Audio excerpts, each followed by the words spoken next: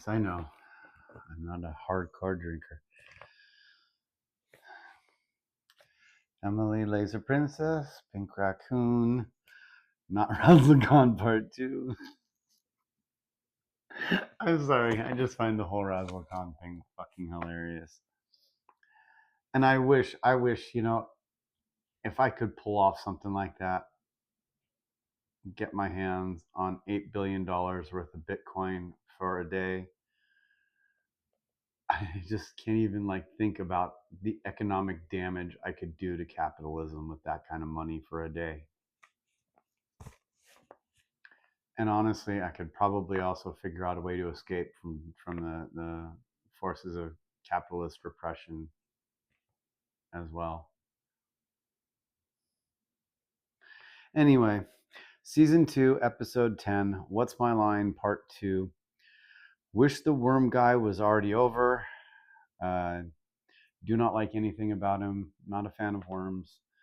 They're not as bad as frogs, but I had an encounter in a D&D game very early on in my D&D career with a rot grub.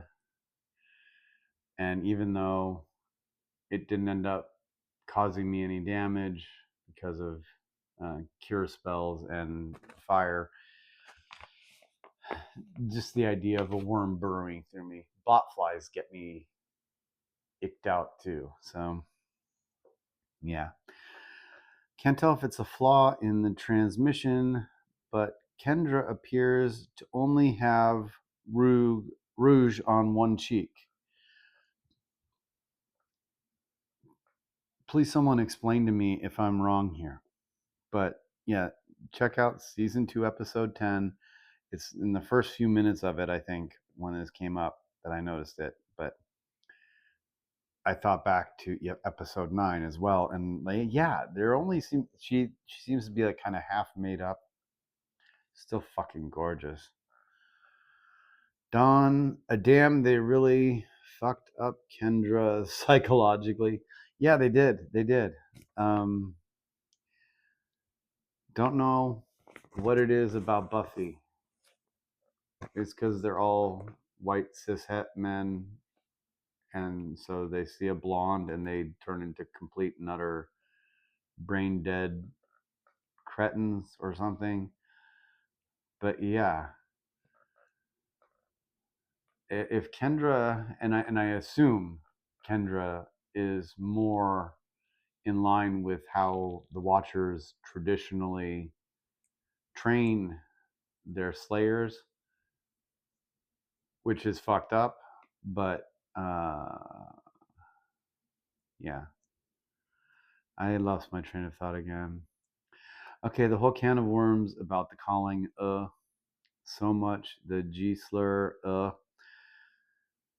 obviously the show is from a different time.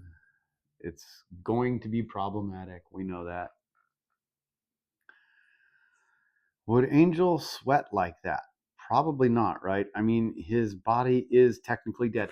And there's a huge thing with the whole series. And I know I probably have mentioned it in passing from time to time, but what is up with the physiology of these vampires? They can have sex. They apparently can eat and drink normal food. They don't cast reflections, and they require an invitation to go into a person's house, which are not really the most common bits in vampire mythos.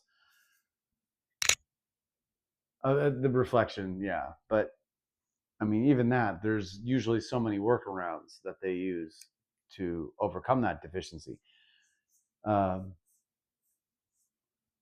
Yeah, it's really weird. Vampires eating and having sex is one would think amongst their own kind pretty disgusting, because those are biological functions and they are corpses, right? I mean, vampires are corpses. They're not biological entities. They're dead. They're necromantic entities. Whatever. Just noticed Buffy. What the heck is she wearing now? She does sometimes wear just really bizarre things. Of course, Xander and Cordy kiss, just more in the Xander is running the whole thing column. Point in favor of my theory. Cannot blame Cordy freaking out when covered in the maggots. Yeah, I would only state that Xander is less appealing than a maggot. So yeah, doesn't really make as much sense as I thought it did in reading these notes. Taraka assassins supposed to be so badass. They are not.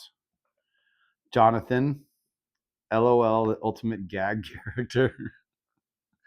He's like a bin bag on Oxventure. Whenever he shows up, it's like, yeah, Jonathan. Back to the torture porn. 43 churches in Sunnydale. It's stated in the script, in the transmission. 43 churches in Sunnydale. So, a city that basically all of the characters are shown to be able to cross on foot in a matter of hours. And there's 43 churches. And never mentions how many cemeteries there are. Get them while they're young. Watchers are Christians. Yep. They are a bit like Christians. They're a cult. I've heard people like Willie. I don't understand. Willie, the barman, runs the bar. In later seasons, he's not always the one actually running the bar. They usually have other people working as bartenders there.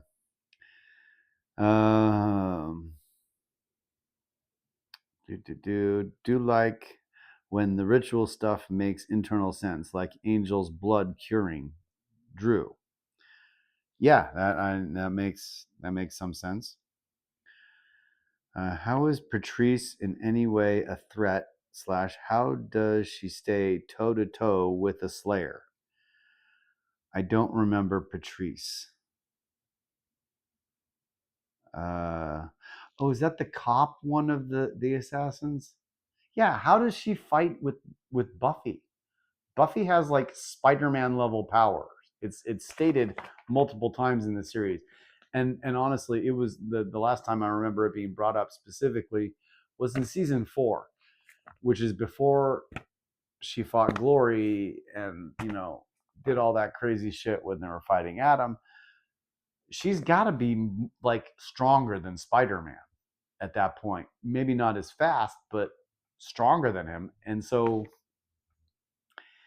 Yeah, it's just kind of weird that this normal human assassin is able to go toe to toe with her for as long as she does. Okay, the sensor hits Spike and he goes flying into the wall and I guess crushed by pipe organs. It's very Three Stoogey because it's a sensor. It's not a heavy object, or it shouldn't be. I mean, it's made to waft incense. There's no reason it would be, unless that church was run by people who actively fight. Is it the Society of Leopold ran that church at some point, and they had martial censors? Maybe I'm wrong about this. Also, in general, it doesn't look like he's as hurt, or he should be as hurt. I mean, he's a fucking vampire, and he's crushed by organ pipes. Okay, like honestly, I don't think a normal human would be as injured as he is by that. Oz makes good points about animal crackers. He does. I rarely like Oz because Willow should be a lesbian. Oh, fuck. Okay, I wish Xander never existed. Oh, wait, that ruined my theory, damn it. Kendra has all that jewelry, always